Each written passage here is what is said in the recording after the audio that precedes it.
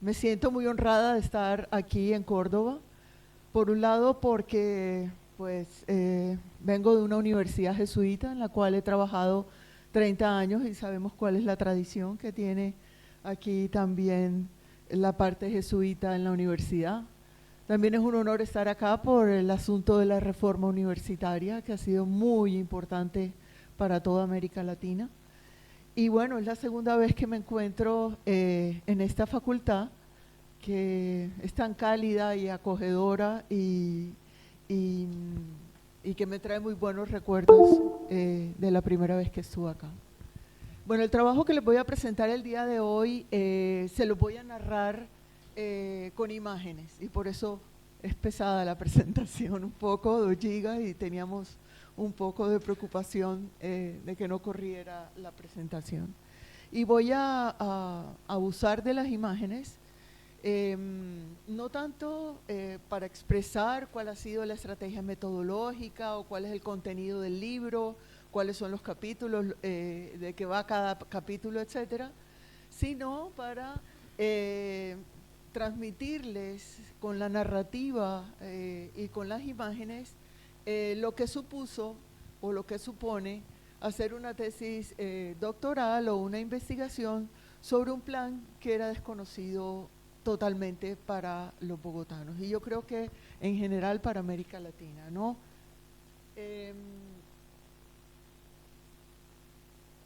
No, qué pena. Si quieres yo las voy pasando, no te preocupes. No, ahí. Bueno, ahí.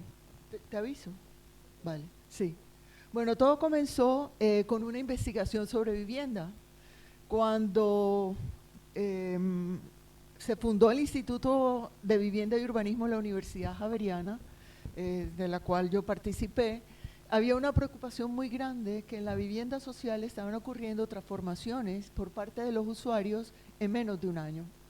Se trataban de un patrón de vivienda pareada en un lote de 3 metros de frente por 12 de fondo, y en menos de un año los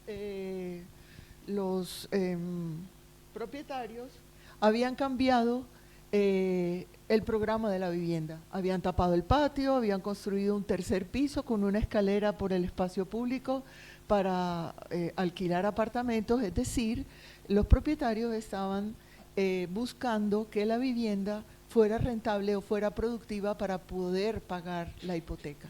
Este es un modelo de vivienda que nos llamó mucho la atención porque se repetía en muchos proyectos y desarrollos de vivienda en la periferia en ese momento, que era 3 metros de frente, 12 de fondo, escalera al medio, patio al final. Siguiente.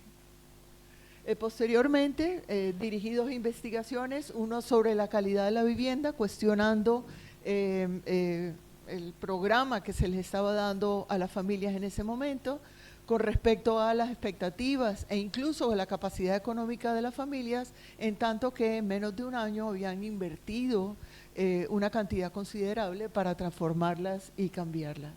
Y posteriormente, después de hacer una instancia de investigación e intercambio en el Departamento de Urbanismo con la Agencia de Cooperación Española, con Joaquín Sabaté, a partir de los estudios de la urbanización marginal de él mismo en Tenerife, pero también de la urbanización marginal de Joan Busquets, se hizo la investigación sobre los patrones urbanísticos y arquitectónicos en la vivienda dirigida en los sectores de bajos ingresos en Bogotá. Siguiente. Los resultados de esta investigación, y volvemos otra vez al patrón de 3 metros de frente por 12 de fondo, siguiente, se compararon la gestión formal, que era la anterior, contra la gestión informal, es decir, la gestión marginal, de origen marginal, es decir, la producida al margen del planeamiento en urbanizaciones clandestinas, donde también existía el lote de 3 metros de frente por 12 de fondo. Una cosa muy curiosa, porque tanto la autoconstrucción como la vivienda producida por el mercado estaba construyéndose según los mismos patrones. Siguiente. Pues esta investigación, aquí están las fichas de análisis, dibujar para entender, donde vemos que este es el patrón de la vivienda oficial, la promovida por el Estado y subsidiada, mientras que incluso el patrón del solar de la vivienda autoproducida incluso llegaba a tener hasta 6 metros de frente por 12 de fondo. Siguiente. La anterior.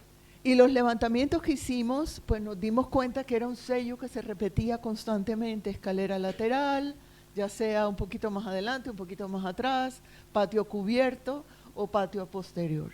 Y básicamente la clasificación tipológica con patio o sin patio, pues nos pareció una cosa que nos llamaba mucho la atención: cómo es posible que toda la periferia de Bogotá de los últimos años se haya construido con el mismo patrón. ¿De dónde viene este patrón? Siguiente.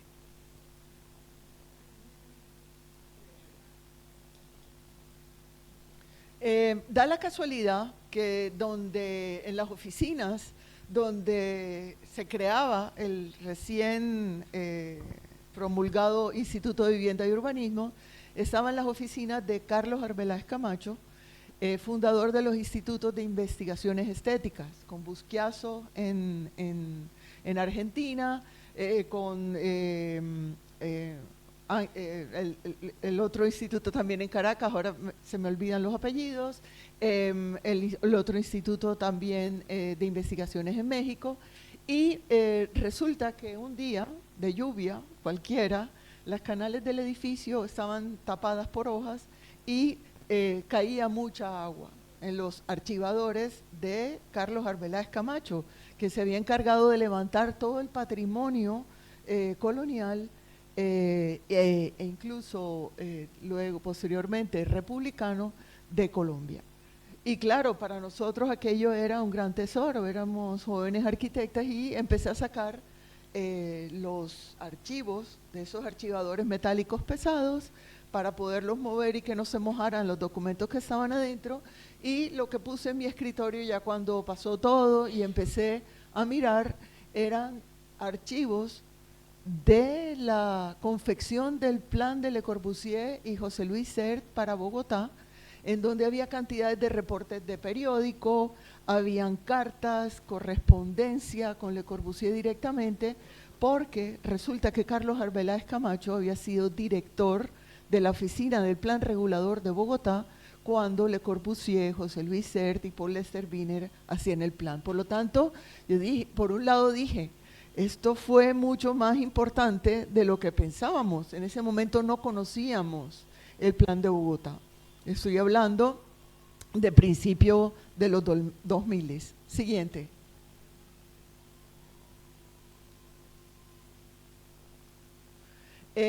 Incluso encontré una foto con Le Corbusier, Sert, Wiener y Carlos Arbeláez Camacho, Pisano, en donde se está entregando el plan regulador y en el fondo la grilla Siam. Es decir, fue un evento aparentemente relevante. No creo que todas las ciudades hayan tenido la oportunidad de que Le Corbusier entregara el plan. De hecho, Le Corbusier acababa de estar frustrado con Kurchandin Hardoy porque trabajó muchísimo en el plan de Buenos Aires y al final le sacaron. Kurchandin y Hardoy sí hicieron una propuesta, pero no incluyeron a Le Corbusier en el contrato. La siguiente. También me encontré con estos dibujos de Le Corbusier regalados para Carlos Arbeláez Camacho. En este caso, una mujer que de alguna manera rememora Ronchamp por el campanil y la cubierta, porque en ese momento también estaba proyectando Ronchamp, y un trío de músicos o de músicas que hace parte de su colección. De hecho, pues en los carnets en la colección de carnets se puede evidenciar que siempre le gustaba dibujar tríos de músicos o de música. La siguiente. Y también me empecé a encontrar cuestiones que tenían que ver con el estudio de las condiciones de Bogotá en ese momento, las condiciones de miseria de los barrios obreros. El 50% no posee inodoro, no hay alcantarillado, etcétera. La siguiente. y un informe muy completo de la revista Pórtico, la siguiente, lástima que no quepa la diapositiva completa, por funciones, o sea, un diagnóstico por las funciones del CIAM: habitar, trabajar, en qué condiciones estaban trabajando los obreros, cómo eran las condiciones de vida de los obreros.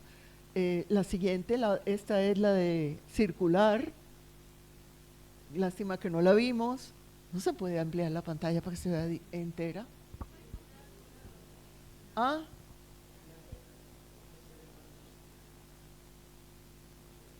bueno, sí, porque nos vamos a perder la mitad del…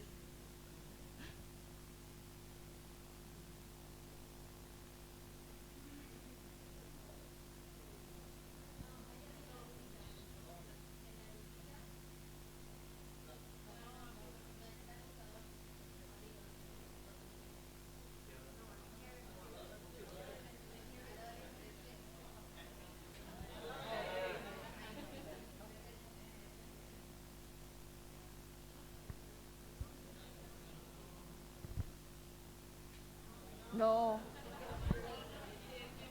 bueno, ya déjalo así. Bueno, cultivar el cuerpo y el espíritu. Bueno, no importa.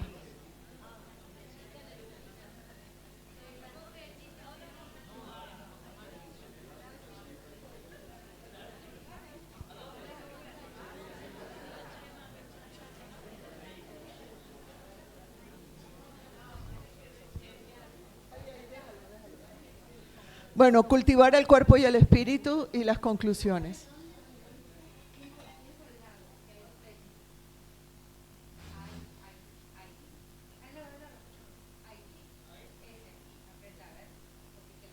Eso.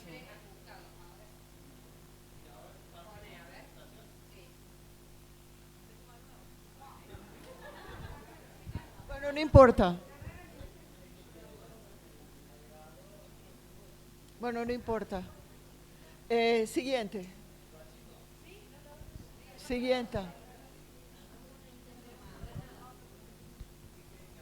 Bueno, un intento más, ya está.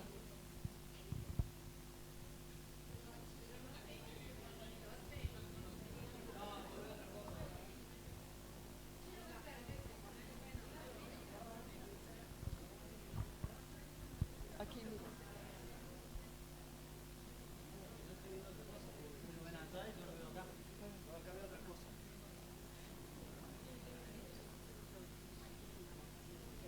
Sí, vale.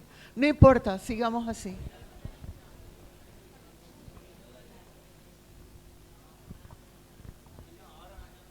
Ahí, bueno. Siguiente. Y me encontré con dos publicaciones, una de la Universidad de los Andes, en donde se presentaba una cuestión conmemorativa de los 50 años del Plan de Le Corbusier para Bogotá, y entre las ponencias aparecía el modelo Una casa, un árbol, que ya Le Corbusier con José Luis Sert habían planteado en 1934 para el Plan Maciá de Barcelona. Entre la bibliografía también me encontré Le Corbusier en Sudamérica, donde Pedro Banén afirma con fuentes primarias recolectadas en la Fundación Le Corbusier cuestiones muy interesantes sobre el plan para Bogotá que los colombianos desconocíamos por completo. Siguiente.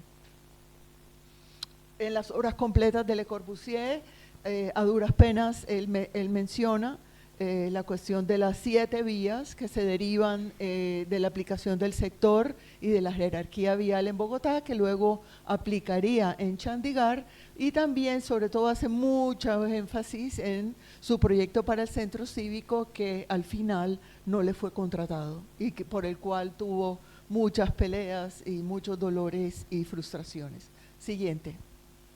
Bueno, la estructura del trabajo, para hablar un poco también del libro, se divide en 3 partes: la dimensión histórica, la metodológica y la práctica, con respecto a 2 cuestiones fundamentales: el movimiento moderno y el plan mismo. En cuanto al movimiento moderno, se quiere situar el plan dentro del quehacer de Le Corbusier como urbanista, pero no solamente Le Corbusier, sino también José Luis Sert y Paul Lester Wiener a través de la Town Planning Associates y su trabajo en América Latina. Y por lo tanto, también en el urbanismo de la Carta de Atenas que adaptaron para el contexto latinoamericano. En cuanto a lo metodológico, se sitúa el trabajo en el laboratorio de la Carta de Atenas en América Latina a través del quehacer de José Luis Sert, en la convergencia de las ideas y el aprendizaje local, y en la dimensión práctica, en cuanto al movimiento moderno, se sitúa el plan para Bogotá, los aportes técnicos, los aportes instrumentales, y el plan sirvió para tener una experiencia local, un aprendizaje de cómo se proyectaba la ciudad en el contexto y la coyuntura de Bogotá en ese momento. En cuanto a la dimensión metodológica, se da cuenta del proceso, la toma de decisiones, el material, los métodos, la actuación de los autores, el papel de los personajes, y en lo práctico, el plan mismo, qué instrumentos novedosos aporta, su aplicabilidad, los efectos primarios y secundarios y su influencia en la cultura del planeamiento local. Siguiente. Básicamente, como ya les dije, es la segunda vez que Le Corbusier y José Luis Sert trabajan juntos, y habían trabajado en 1932 al 34 en el Plan Maciá para Barcelona. Siguiente. Y posteriormente, en el Plan de Bogotá, se juntan nuevamente para proyectar una ciudad con unas características muy especiales. Siguiente. En ese momento, la política de Estado norteamericano, que por un lado financia el plan de reconstrucción llamado Plan Marshall para la reconstrucción de las ciudades europeas devastadas por la guerra, promulga también para Colombia un plan experimental que se llamó el Plan Colombia para contrarrestar el avance del comunismo, que en ese momento estaba teniendo mucha influencia en América Latina, todos lo sabemos. Entonces, la teoría según la cual la arquitectura moderna de las instituciones hacían presencia, daban presencia de las instituciones en la ciudad, y la construcción de equipamientos e infraestructuras podían transmitir el poder del Estado y de la democracia hacia la población y tener una sensación también de progreso y desarrollo, que más tarde tendría la política Alianza para el Progreso, podría experimentarse en Colombia, en tanto que se hiciera un plan urbanístico que garantizara ese paquete, la inversión de ese paquete de ayudas en la construcción de infraestructuras, vialidad básicamente, en la construcción de ministerios, porque todos los ministerios estaban alojados en el tejido colonial, en casitas coloniales pequeñas, por lo tanto no había una representación del Estado, no había casa presidencial, no había secretarías ni ministerios con edificaciones importantes. Por lo tanto, manifestar el Estado a través de la arquitectura moderna y sus edificaciones podía garantizar también una cuestión de continuidad democrática. La siguiente. José Luis Sert ya está en Nueva York para ese entonces, empieza a trabajar en el New School de Nueva York con Paul Lester Wiener, y empiezan con proyectar casas y escuelas prefabricadas para el alojamiento de la población que había quedado sin vivienda en Europa. Esta investigación también fue promovida por el Departamento de Estado y de hecho se implementó y se exportó a muchas ciudades europeas. La siguiente. Pero además, Paul Lester Wiener está muy conectado con el jefe del Departamento del Tesoro, Morgenthau, cuya hermana es la esposa de Paul Lester Wiener. Paul Lester Wiener es un arquitecto austríaco, ilustrado, con bastante capacidad. Ya había construido el pabellón de Austria en la Feria Universal del 34 en París. Allí conoce a José Luis Sert y también a Le Corbusier, y ya se reencuentran en los Estados Unidos, hacen la sociedad, y el Departamento de Estado les encargan una misión para ir por todas las ciudades latinoamericanas que habían sido aliados de la Segunda Guerra Mundial, para ver qué proyectos podría financiar Norteamérica en todas estas ciudades. Por eso se proyecta Ciudad de los Motores en Brasil, Chimbote en Perú, el Plan de Lima también, el Plan de La Habana posteriormente y también una ciudad nueva en Venezuela, ¿no? La siguiente. En Colombia es donde más cantidad de proyectos se les contrata a la Town Planning Associates. En primer lugar, el director de edificios nacionales es el representante de los CIAM para Colombia y les contrata el plan de reconstrucción de la isla de Tumaco que había sufrido un incendio. En este orden de ideas plantean unas casas de madera, tanto que Tumaco queda en la selva tropical húmeda colombiana. La madera es el material por excelencia del lugar, de material de construcción tradicional, reinterpretan la casa original de la isla y formulan este plan y estas soluciones de vivienda. La siguiente. Posteriormente hacen el plan para Medellín.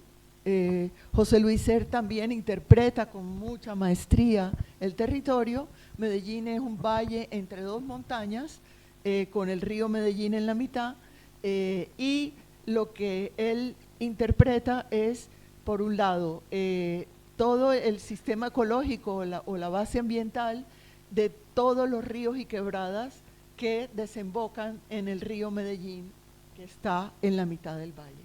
Y básicamente, con esa estructura ecológica, con esa estructura natural, empieza a ampliar la malla colonial, proyecta un centro cívico excéntrico, o sea, donde queda hoy en día el centro cívico de Medellín, que se llama La Alpujarra, y proyecta la otra banda, que es la otra parte de Medellín, conquistando la otra parte del río, sobre lo cual no había crecido. La siguiente.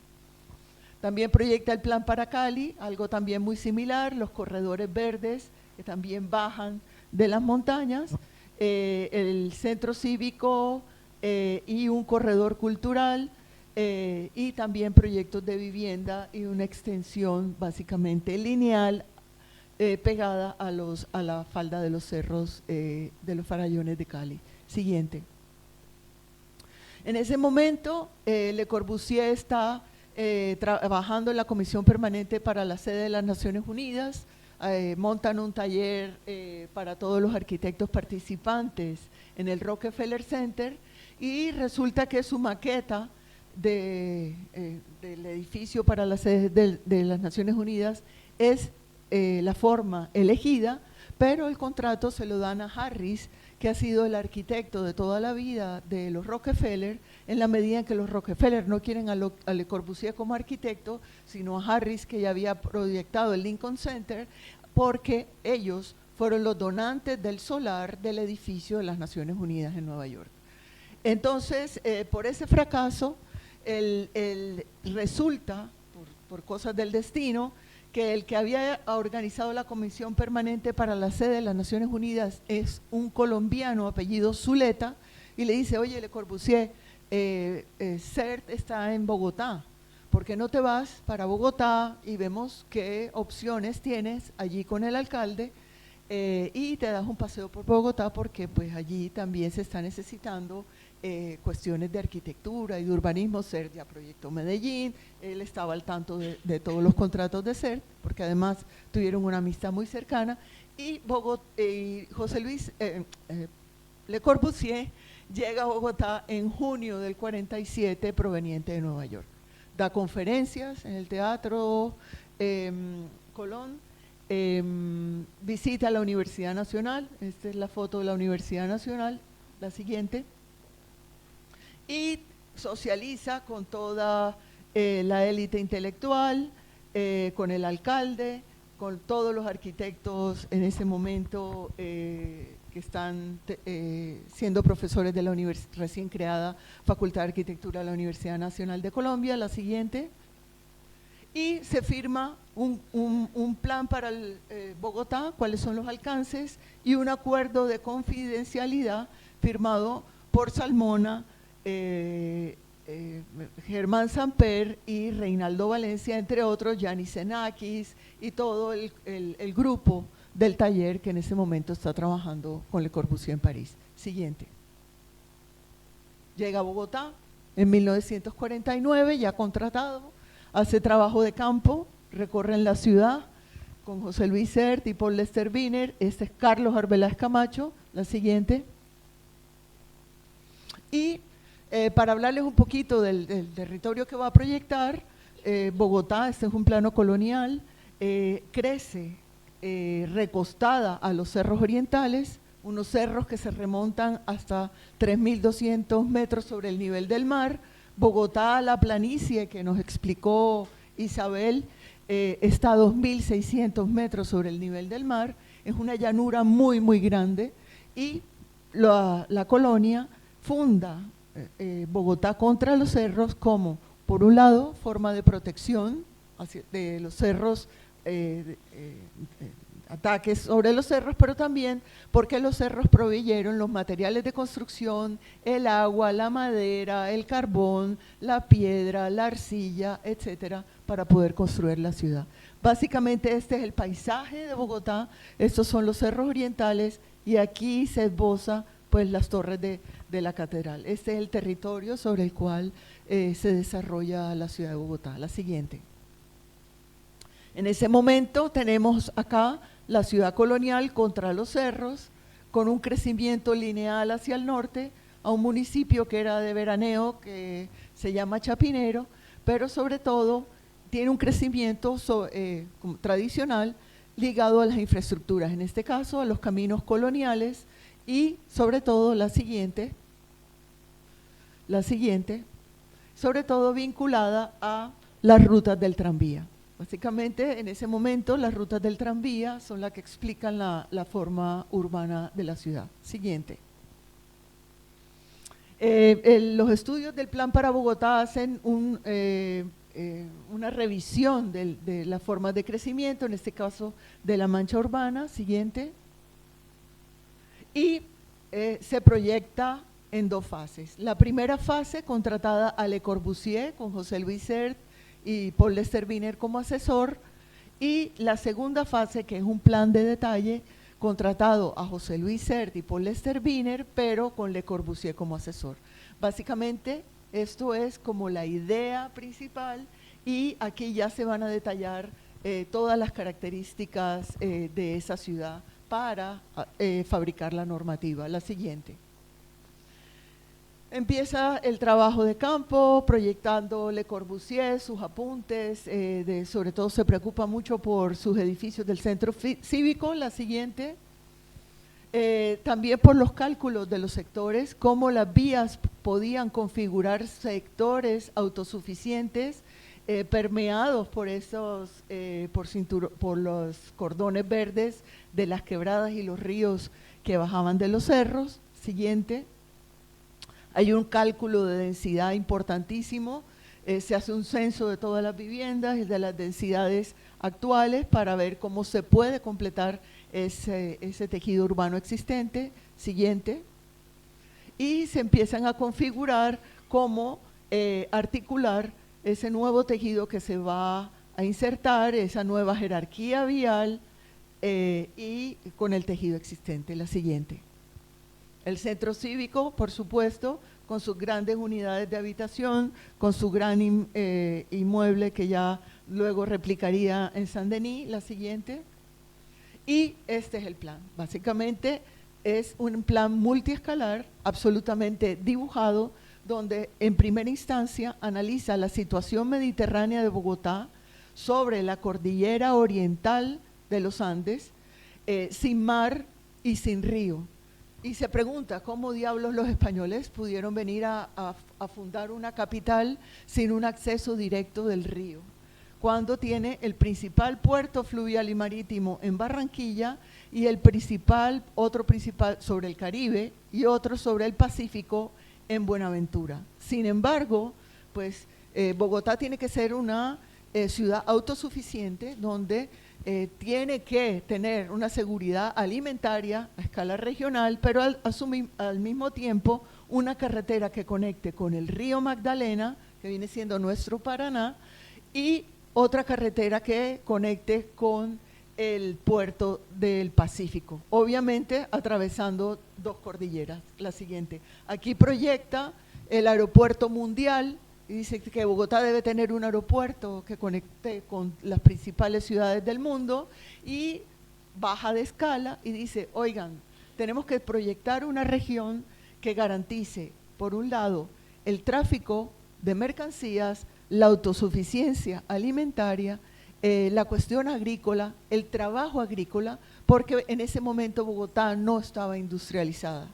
Colombia no fue un país que recibió inmigración extranjera ni de la Primera ni la Segunda Guerra Mundial, por lo tanto tampoco capital europeo para la industrialización como si lo hicieron Argentina, Brasil o México.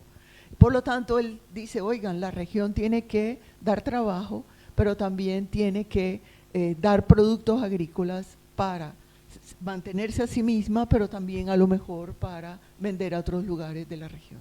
Siguiente. Y va proyectando, en este caso, la escala metropolitana, plantea los cerros orientales y las escorrentías de los ríos y quebradas como los lugares donde recrear el cuerpo y el espíritu, porque además de que no tiene mar ni río, por lo menos tiene unos espacios verdes donde colocar equipamientos deportivos, colocar cuestiones para estar al aire libre, hacer ejercicio, encontrarse, caminar, ir en bicicleta. Y a partir de allí, pues las 4 funciones: habitar, trabajar, circular, recrear el cuerpo y el espíritu. La siguiente. Lo mismo a la escala urbana, ya baja un poquito más, empiezan a verse ya la constitución aquí de los sectores, de cómo una vía nacional deriva en una vía, en una B1, deriva en una B2, y otra en una B3 y una B4, que va haciendo gradientes de vías y de velocidades para los accesos a los sectores. La siguiente. Proyecta su centro cívico, donde hace una conexión entre la Plaza de Bolívar y el Parque de la Independencia. Siguiente. Proyecta el sector, y aquí llamo la atención, donde dice que el sector debe permitir el abastecimiento con negocios de proximidad a una distancia de 15 minutos. Es decir, ya hace 70 años, parece mentira, Le Corbusier había pensado en la ciudad de los 15 minutos. Está en el plan. Y introduce esa malla verde. A partir de esa malla verde, como en Chandigarh, pues es la primera vez que lo plantea, distribuye canchas de fútbol, centros comunitarios, donde haya un mercado local, donde haya también una guardería, un colegio, un poco también tomando de José Luis Sert el concepto de unidad vecinal. Bueno, aquí estamos con todas las, el circular, como está rodeado de vías principales, pero las vías intermedias son más domésticas, cómo se distribuye el equipamiento, etcétera. La siguiente. Y empiezan los modelos de vivienda. Una casa, un árbol, donde hay 2 modelos. El A, que son 6 metros de frente por 12 de fondo, con escalera al medio, patio posterior. El B, para las familias recién formadas, 3 metros de frente, 12 de fondo, patio posterior, escalera al medio. No me detengo más, cómo se proyecta con espacios verdes alrededor de la vivienda, con calles peatonales que permiten el tráfico y reducir también la vialidad rodada para abaratar costos. La siguiente. Tenemos otros modelos de vivienda, en este caso, estas creo que son las tipo CERT. La siguiente. Estas son las tipo Rochelle. La siguiente. Esta es cómo se articulaba el tejido existente a los nuevos modelos de vivienda, en los nuevos trazados. La siguiente. Las vías, las intersecciones, cómo podía ir creando vías paralelas a las vías rápidas de largas distancias para poder entrar en los barrios, etcétera. La siguiente. Y un plan de acción a 5 años, que era lo que se debía hacer primero. Muy bien, la siguiente. Él insistió en el centro cívico, eso no hizo parte de la entrega oficial del plan, pero hizo una maqueta del centro cívico donde planteó unidades de habitación, porque el centro cívico en este momento, el centro histórico, estaba en una decadencia importante, no había alcantarillado, había problemas de redes de agua potable, las calles todavía estaban empedradas como en la colonia. Por lo tanto, él dice que hay que sanear ese centro colonial. No era que quisiera acabar con él, sino que pues quería aplicar la política del saneamiento de los años 20, ¿no? La siguiente. Bueno, ya después viene el plan de José Luis Sert y Paul Lester Wiener, los croquis de José Luis Sert sobre el centro cívico, lástima que no podemos ver más, sobre los conjuntos de vivienda. La siguiente. El plan mismo, donde con lujo de detalles se proyectan las unidades vecinales y se proyecta absolutamente todos los parques, los equipamientos, los colegios, porque con base en los estudios de densidades se empiezan a distribuir y a buscar los solares adecuados para los equipamientos. La siguiente. El plan del centro cívico de José Luis Sert, que es mucho más mesurado, donde tradicionalmente, como lo hizo en Lima o como lo hizo en Chimbote, él reinterpreta la manzana colonial y en este caso incluye un patio central para las manzanas que están bastante deterioradas en términos de habitabilidad y proyecta ese eje cultural. La siguiente. Aquí está la maqueta de la reinterpretación de esa manzana colonial con problemas de habitabilidad. Siguiente. Dos proyectos importantes, proyectos urbanos, una la del centro cívico y dos la del Parque de la Independencia, unidos por un eje cultural. La siguiente. La unidad vecinal. Siguiente. Y vamos a ver las huellas. En este caso vamos a tener acá el plan de Le Corbusier y aquí los dibujos del plan de José Luis Sert. En cuanto a cultivar el cuerpo y el espíritu, estos son los dibujos de los planes. Siguiente. Se conservan los cerros sin urbanizar, a pesar de que hay mucha tendencia a subir sobre una cota, porque claro, desde arriba se tiene un paisaje espectacular, pero se conservan los cerros sin urbanizar. La siguiente. Todos los ríos y quebradas están al aire libre, con una franja ambiental importante, y yo lo veo como un espacio proyectual expectante para la transformación de la ciudad. La siguiente. Otro río, el Parque El Virrey. Siguiente. Otro de los ríos, en general todos los ríos están abiertos. Siguiente. Siguiente.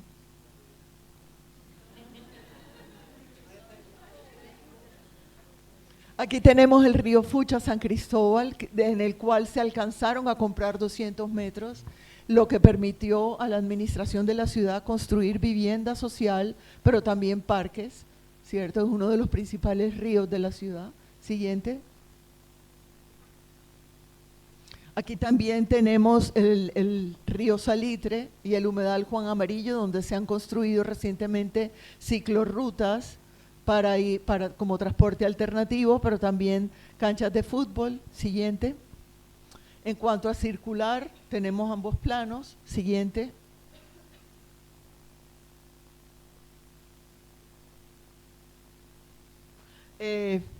La jerarquía vial y la sección de las vías del plan de Le Corbusier, pero el detalle de las vías y de las secciones ya con dimensiones de José Luis Sert. Siguiente.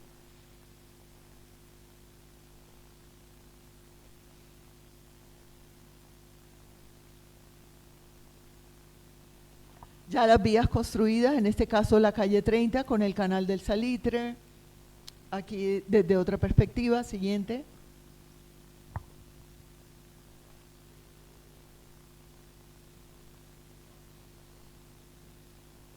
No pasa. Sí, bueno.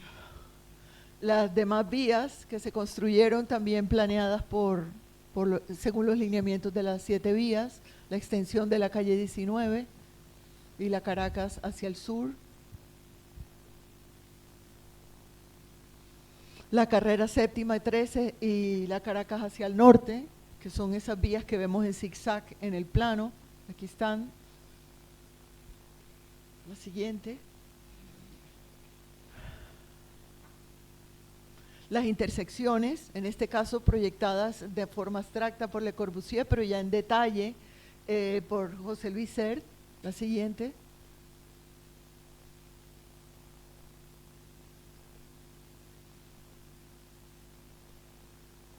La construcción de las vías y las intersecciones siguientes.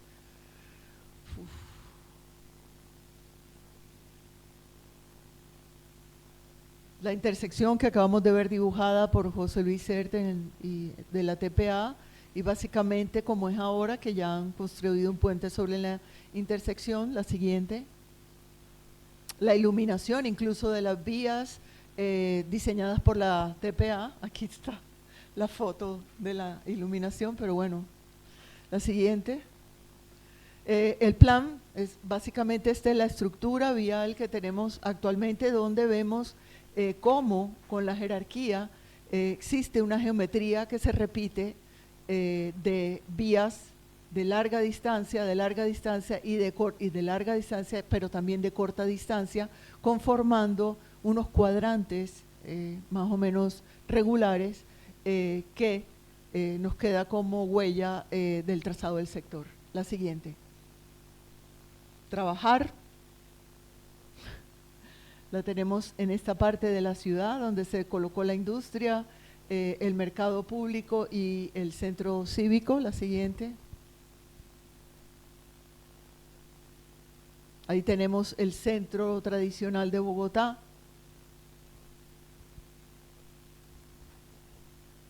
La zona industrial, como la dibujó el plano. El mercado de abastos, que se construyó en el mismo lugar que el plan designó para este.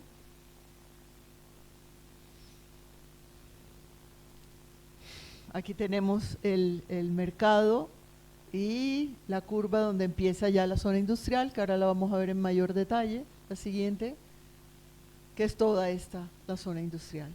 Sí, la siguiente. En cuanto a habitar la unidad de barrio, aquí tenemos ya el dibujo de detalle de las unidades vecinales de José Luis Sert. La siguiente.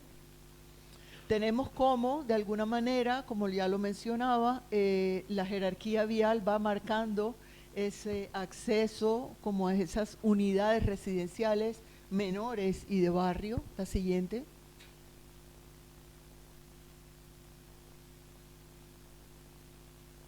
Y tenemos, así como lo proyectó José Luis Sert, el núcleo de sector donde tenía que haber mercados, escuelas, para la dotación de ese sector y tener una cierta autosuficiencia de cuestiones de proximidad. En este caso, los mercados eran mercados satélites que se abastecían del gran mercado, que es la Plaza de Palo Quemado. La siguiente. Pero también el proyecto de José Luis Sert de las escuelas que también se hicieron en los sectores, ¿no? Siguiente. Bueno, en cuanto a la vivienda, tenemos el modelo Sert que se refleja en la unidad habitacional Pablo VI, como se dibujó en el plan. La siguiente. Tenemos también la unidad vecinal Quiroga con cáscara prefabricada que se construyó según los lineamientos de José Luis Sert en la TPA. La siguiente. Tenemos también la agrupación de vivienda tipo Rochelle, que se plasma en la unidad vecinal Gaitán, vivienda pública. La siguiente. Y tenemos también la unidad de habitación, que así no quedaron en el plan como modelos de vivienda, sí la maqueta permeó y por supuesto teníamos que tener la unidad vecinal del Centro Nariño y la unidad vecinal Colseguros. La siguiente. Y sobre todo, donde todo comenzó, el modelo de vivienda de 3 metros de frente por 12 de fondo, que es la agrupación de vivienda Una Casa, un Árbol, que básicamente fue, o ya ha sido, que ha marcado los patrones de la vivienda social dirigida a los sectores de bajos ingresos en Bogotá. Siguiente. Traigo una frase de Seki, que básicamente dice que el urbanismo asume en muchos momentos la tarea de narrar, ¿cierto? Lo que se desea, lo que podría ser posible a través de la expresión mítica de imágenes y dibujos, antes que producir la norma, ¿no? A pesar de que en muchos momentos esas imágenes evidencian un abismo entre lo que se desea, ¿verdad?, y las necesidades y deseos de la sociedad y las capacidades técnicas financieras para lograrlo, no debe subestimarse la importancia del dibujo, ¿cierto? Como íconos que logran convertirse en representaciones mentales capaces de impregnar el pensamiento colectivo o al menos convertirse en referentes culturales de arquitectos y urbanistas. Y esto lo digo en tiempos de crisis porque ahora mismo en mi país el ordenamiento territorial lo están haciendo los abogados, no los arquitectos ni los urbanistas. Y es en tiempos de crisis que llamó la atención porque la contaminación de la norma redactados por los abogados que son expertos en muchas cosas, pero no en la cuestión de la comprensión espacial ni en la tridimensionalidad, pero sí en el negocio, ¿cierto? Es lo que está dominando en este momento el ordenamiento territorial en mi país. Muchas gracias.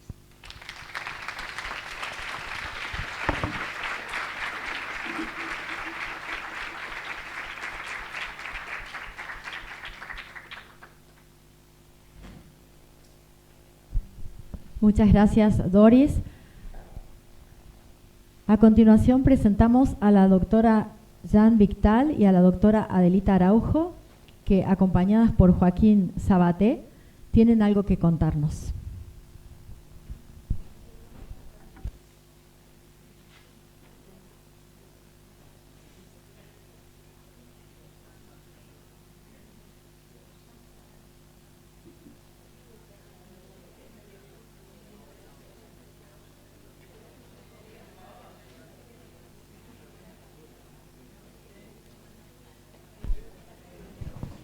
Bueno, de entrada decirles, encantado de acompañarlas, pero son ellas las que tienen el anuncio a hacer más importante, ¿no?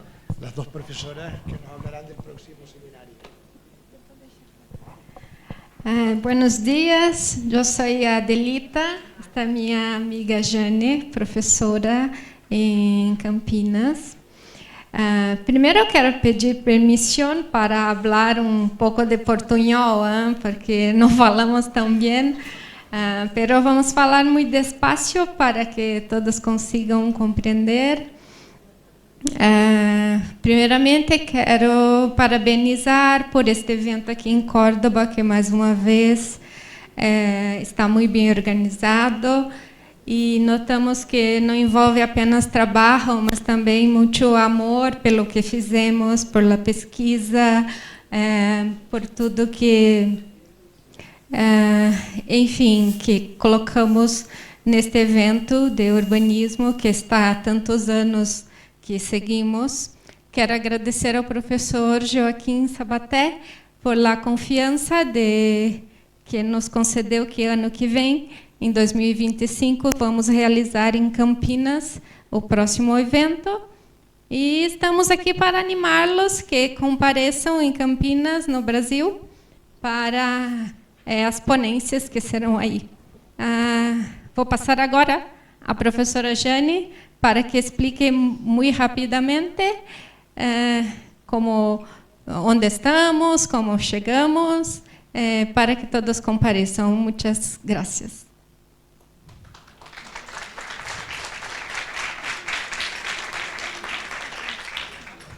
Pode passar, por favor. Jane? Passa aqui. Agradeço a oportunidade de estar aqui apresentando e realmente vai ser um desafio, peço desculpas novamente por falar em português, vou tentar falar devagar.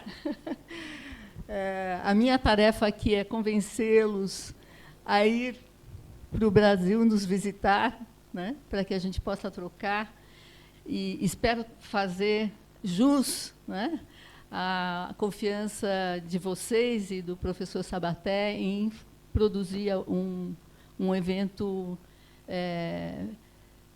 tão bom quanto esse que vocês estão nos oferecendo. Então, no ano que vem, né, em agosto, a nossa previsão, né, estamos começando a elaborar, né, a elaborar o perfil do evento. Ele deve ocorrer em agosto do ano que vem, então, save the date, reservem a data, né? Será na cidade de Campinas. Campinas, muita gente confunde, né, com São Paulo, então a gente colocou aqui, né, o Brasil, Campinas, Brasil. Campinas fica exatamente na linha do Trópico de Capricórnio, né? É uma referência para a gente ali, a linha do Trópico do Capricórnio. Fica no estado de São Paulo, que é o estado mais urbanizado do Brasil, né? O estado que tem cerca de 650 cidades, municípios. Fica cerca de 100 quilômetros de São Paulo, que é a capital. Campinas tem ao redor de 1.200.000 habitantes, mais ou menos 10% dos habitantes da cidade de São Paulo, que é a maior cidade do Brasil, né? São Paulo tem 12 milhões de habitantes. Numa região metropolitana, é um conjunto de regiões metropolitanas que formam o que a gente chama de megalópole sudeste, que envolve a capital do Rio de Janeiro e a capital de São Paulo, do estado de São Paulo, e ela se espraia, né, em direção ao interior, onde fica a cidade de Campinas. Campinas é um ponto nodal nessa região interior do estado de São Paulo, né? Então, para chegar lá, onde estamos, chega-se ou pelo aeroporto de Viracopos, que é um aeroporto internacional, ou por próprio São Paulo, aeroporto de Cumbica. E aí nós temos muitas estradas, a gente tem um modelo rodoviarista, né, que às vezes nos atrapalha mais do que nos ajuda, né? E aí chegamos então até Campinas. A nossa universidade é uma Pontifícia Universidade Católica de Campinas. Ela tem 2 campi. É uma universidade, juntamente com a Unicamp, é um conjunto de acadêmico importante. Tem hospital, tem curso de medicina, tem direito, tem várias áreas de conhecimento, tem também a pós-graduação, vários cursos, mestrado e doutorado. O nosso programa se chama Pós-Urb-Arc, é um programa de pós-graduação em urbanismo, em arquitetura e urbanismo, que teve início como um programa de urbanismo e depois, mais recentemente, se transformou em arquitetura e urbanismo. Então, temos essa origem bastante forte na área de urbanismo. Temos uma infraestrutura, como disse, o meu interesse aqui é convencê-los, seduzi-los, né, a chegar até lá. Então, nós temos uma infraestrutura, né, para atendê-los, espero que a gente esteja contente, mas temos uma boa área, né, da universidade. E não passa. Parou. Parou? Parou. Pode passar, por favor? Graças. O pós-urb, né, o programa não é um programa grande, mas tem mestrado em urbanismo, né, alunos de pós-doutorado, os grupos de pesquisa, né, o curso de pós-graduação tem cerca de 40 anos. A universidade foi fundada, a Pontifícia foi fundada em 1941, né, bastante consolidada.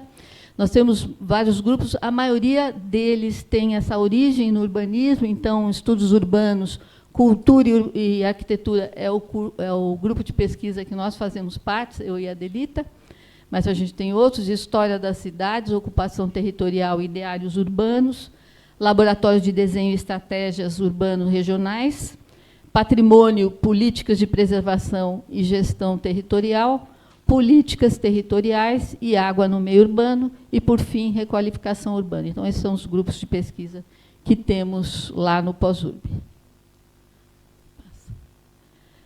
A nossa intenção é trazer os nossos colegas, parceiros dos centros regionais, a Unicamp, né, a USP, nós temos a USP São Carlos também, que virá, né, e outros centros. Intencionamos trazer o pessoal de Curitiba, pessoal de Rio de Janeiro, o UFRJ. Né? Pode passar. A cidade, né, uma cidade que tem bastante infraestrutura hoteleira, né, tem boa infraestrutura de restaurantes e infraestrutura de hospedagem. Pode passar. E a cidade de Campinas, que eu quero falar um pouquinho também da cidade de Campinas, rapidamente, é uma cidade que se verticaliza, uma cidade que, atualmente, terceiro setor, né? Não tem só essas duas universidades, tem outras universidades particulares também na coisa. E nós temos também, na Unicamp, equipamentos de pesquisa científica importantes, como o acelerador de partículas Sirius, que é bastante importante. Nós temos programas de inovação tecnológica, né? Muitos programas de inovação tecnológica. Mas também nós temos boas áreas verdes, áreas de lazer, patrimônio histórico. O patrimônio ferroviário é bastante importante, porque ela se tornou ponto nodal do interior do Estado. 5 ferrovias passavam pela cidade e depois de desmontadas, ficaram os equipamentos que estão sendo reconvertidos e se transformando em equipamentos de cultura. Mas também várias atividades de cultura imaterial, que a cidade abriga, a comunidade de matriz africana, religiosidade, um patrimônio religioso, quer dizer, existe também coisas do patrimônio material e imaterial que são interessantes de mostrar para vocês. Né? No mercado de insumos regionais, tem arquitetura do período colonial, taipas, né, como essas fazendas de café, né, e também uma boa vida noturna, né, com lugares para a gente tomar uma cervejinha no final do dia, porque lá é quente, né? Né? É bastante quente. Mas eu espero que eu... Pode, isso, espero que eu tenha convencido vocês. Obrigada.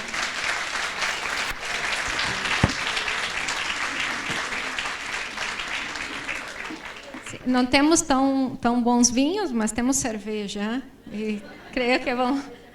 Sim. Muchísimas gracias. Estamos todos invitados entonces a Campiñas el año que viene, 2025. Allá vamos. Bueno, en continuación seguimos con una propuesta que nos harán nuevamente el doctor arquitecto Joaquín Sabate y la doctora Melissa Pessoa.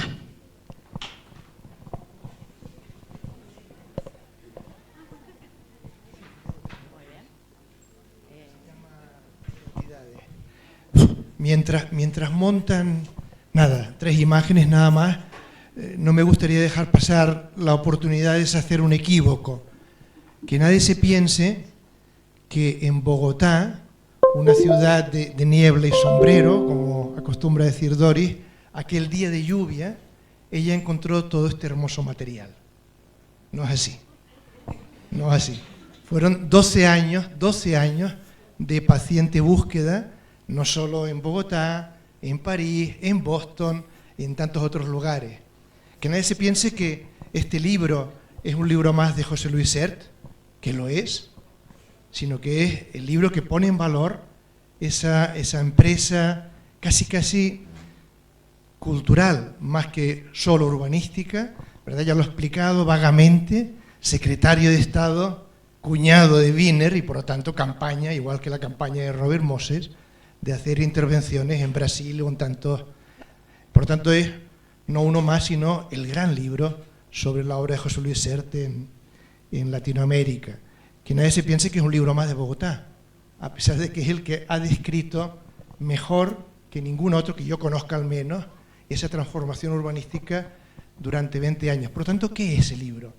Para mí, ya se lo he dicho muchas veces, es un libro que demuestra la fuerza de las ideas, la fuerza de pensar la ciudad, y que a pesar de que todos los coetáneos de Doris o todos los anteriores grandes arquitectos, incluidos Salmona, decían no, si el plan de Sert nunca se hizo, si lo que existe no tiene nada que ver, porque además no llegaron a entender la ciudad.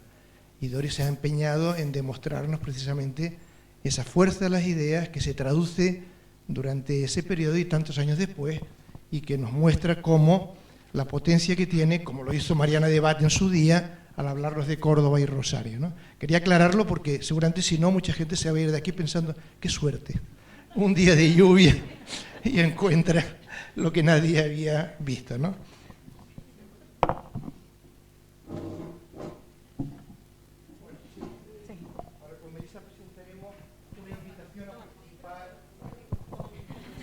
Hoy que tengo mejor voz que ayer, bueno, presentaremos una invitación a participar en un número especial de la revista Identidades. Como mucha gente sabe, es una revista que intentó a partir del año 2005 llenar un hueco, que era el de la posibilidad de hablar del valor de cierto tipo de patrimonio, menos atendido porque no es el monumental, no es el más conocido, pero que es tan importante en tantas ciudades y territorios. Una revista muy modesta, como se decía en los años 60, de una revista de humor gráfico, La Codorniz, que siempre era muy perseguida y siempre muy censurada, sale cuando puede, ¿verdad? Aparece cuando puede. Bueno, pues Identidades ya ha completado 12 números. Adelante, por favor. Pero de esos 12 números estamos particularmente contentos de haber conseguido construir con muchas amigas y amigos, que estoy mirando algunas de ellas, ¿verdad?, números dedicados al patrimonio cultural de determinados países. Empezó con Uruguay y con Mercedes Medina y muchos de las amigas y amigos de la Universidad de la República. Siguió con Brasil, donde Adelita Araujo y también mucha gente del IFAM y de las universidades se dedicaron a poner en valor determinada nueva manera de mirar el patrimonio y no la tradicional. Siguió con un homenaje que quisimos hacerle a Eugenio Garcés, el gran protagonista de la recuperación del patrimonio en Chile, y acabó hace un año con la colaboración de Melissa Siempre y de Carolina Fiallo, intentando poner en valor determinados paisajes culturales de Colombia. Nos salió muy bogotano, excesivamente bogotano, por lo tanto, eso nos invitará a hacer uno más. Pero la idea es ir completando, con el paso del tiempo, ¿verdad?, esa revisión sobre el patrimonio cultural menos atendido de determinados países, y muy en particular, como ahora explicará Melissa, hacerlo ahora con Argentina, pero hacerlo desde una mirada relativamente diferente a la que es habitual. Muchas gracias. En esta oportunidad les invitamos a todos y a todas a contribuir en el próximo número, que será el número 13, que intentamos que salga una vez al año, y que también intentamos sumar las contribuciones del CIU y transformarlas en artículos, y por eso hacemos esta invitación especial hoy, a contribuir en el caso de Argentina, ¿no?, que es uno de los casos que también nos interesa, ¿no?, en esta seguidilla de análisis de países. Por lo tanto, les invitamos a presentar artículos cuyas normas de presentación son muy similares a las de los artículos del CIU, ¿no?, que ya conocéis por haber presentado, y que están recogidas en la página web que veis ahí abajo, y el límite para los envíos es el día 20 de octubre de este año.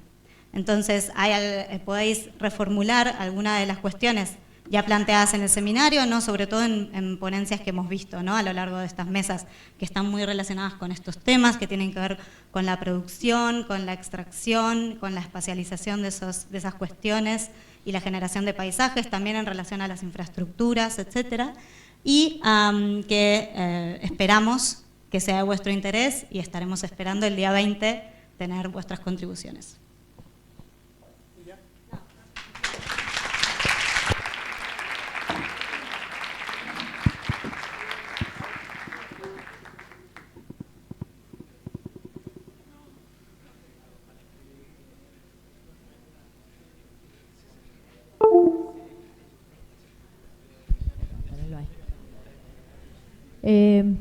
Bueno, llegamos al momento que estábamos esperando.